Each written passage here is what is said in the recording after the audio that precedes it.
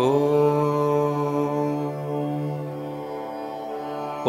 नमस्ते श्रीकुलदेवी कुलाराध्या कुलेश्वरी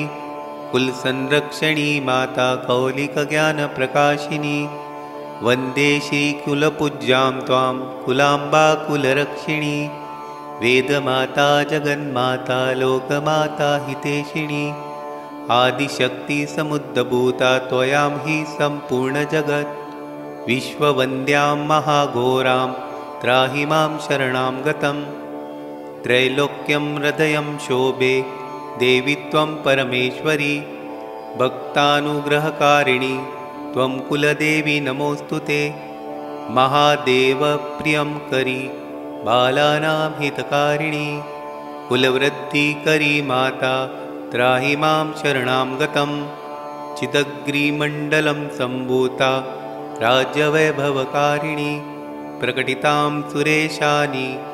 वन्दे त्वां राज्यगौरवां त्वदीये कुले जातः त्वामेव शरणं गतः त्वत्तवत्सलोऽहम् आज्ञे त्वं रक्ष रक्षाधुना पुत्रं देहि धनं देहि साम्राज्यं प्रदेहि मे सर्वदास्माकं कुले भूर्यात् मङ्गलानुशासनम्